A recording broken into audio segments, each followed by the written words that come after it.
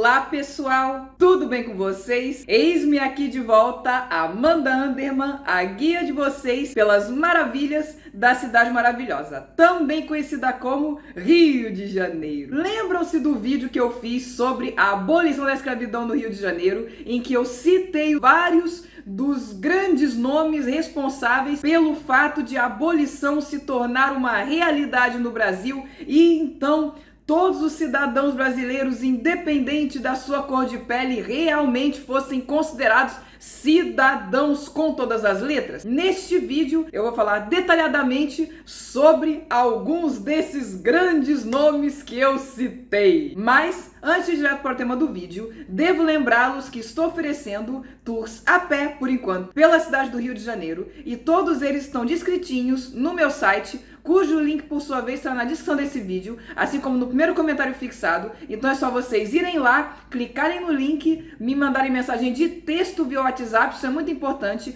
fazerem suas reservas e vamos passear, meu povo! Vamos conhecer pessoalmente a cidade maravilhosa, comigo, Amanda Anderman, a guia de vocês, é claro. Então agora, sem mais delongas, vamos direto para o tema do vídeo. O nosso primeiríssimo grande abolicionista de quem vamos falar hoje é ninguém menos que Joaquim Nabuco.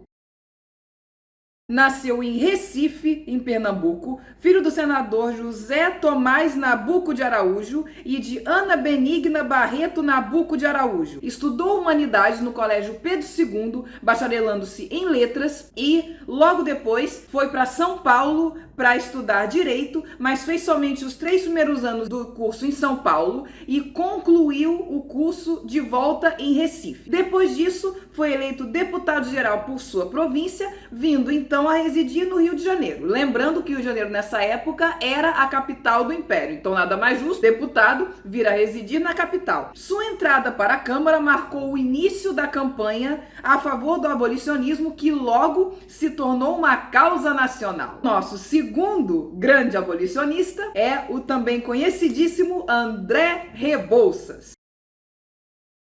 Juntamente com seu irmão Antônio Rebouças, foi o primeiro engenheiro negro a se formar pela escola militar. Nasceu em Cachoeira, na Bahia, filho do advogado Antônio Pereira Rebouças e de Carolina Pinto Rebouças. De verdade, André Rebouças foi um sucessor do mestre Valentim da Fonseca. Em outubro de 1866, o ministro da Fazenda Zacarias de Góes o nomeou engenheiro da alfândega para dirigir as obras de construção das docas do Rio de Janeiro e não somente isso, ele projetou uma rede de abastecimento de água para a cidade do Rio de Janeiro. Lembram-se também no vídeo da abolição que eu falei sobre o armazém docas Dom Pedro II, que também foi de autoria dele? Mas em relação ao movimento abolicionista, ele participou sim, mas ele ficava mais nos bastidores, administrando fundos, organizando as manifestações e inclusive ajudou a fundar diversas sociedades. Vamos que vamos, porque o nosso próximo grande abolicionista é ninguém menos que José do Patrocínio.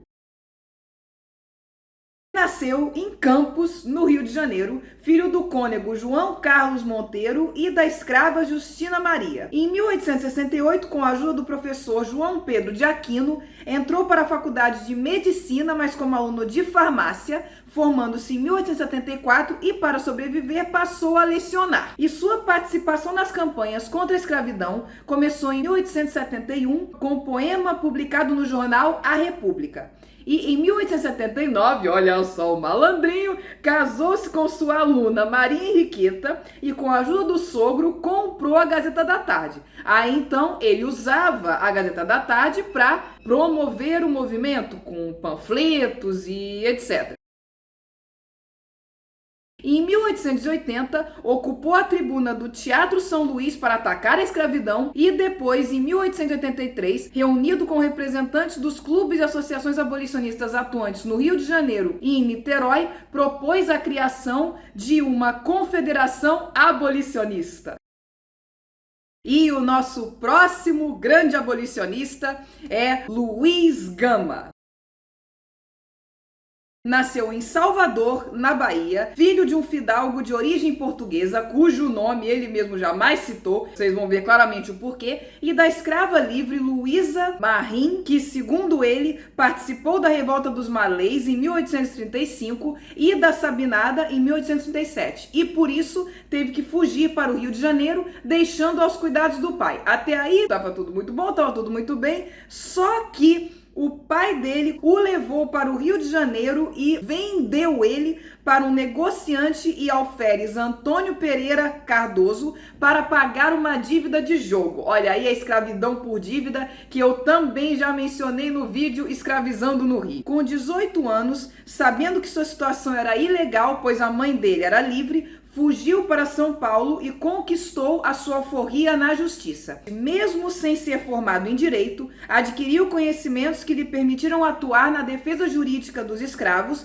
exercendo a profissão de rábula. Para aqueles que não sabem, rábula naquela época era todo aquele que não era formado em direito, mas ainda assim era possível atuar sem ser formado em direito, tendo os conhecimentos jurídicos, é claro, em algumas causas, em outras não. Quero crer que pequenas causas. Hoje em dia, um rábula seria aquele que é bacharel em direito, porém não tem a famosa carteirinha da OAB. Por exemplo, esta aqui que vos fala, está incluído. Vergonha nenhuma, apesar do nome parecer assim uma coisa feia, até palavrão. Sempre esteve envolvido em movimentos contra a escravidão. Não à toa, ele mesmo sentiu na pele o que era. Para fechar com chave de ouro, nós vamos falar do poeta dos escravos, ele mesmo, Castro Alves. Nasceu na vila de Curralinho, na Bahia, filho de Antônio José Alves, médico e também professor, e de Clélia Batista de Silva Castro. Desde cedo, ele demonstrou grande vocação para a poesia e com 13 anos recitou sua primeira poesia em público numa festa da escola. Depois disso, em 17 de maio de 1863, publicou no jornal A Primavera sua primeira poesia sobre a escravidão. Não à toa, ele foi chamado, como eu disse anteriormente, de poeta dos escravos, porque ele ficou famoso justamente por conta das suas poesias falando sobre a escravidão. Com isto, encerra-se este vídeo falando sobre os grandes nomes da abolição. Espero que vocês tenham gostado do vídeo. Se gostaram do vídeo, deixem seu like, se inscrevam no canal e, mais importante de tudo, compartilhem esse vídeo com o maior número de pessoas possível e imaginável, para que o maior número de pessoas possível e imaginável saiba das maravilhas da Cidade Maravilhosa. E, como de costume nesse canal, vejo vocês no próximo vídeo. Tchau!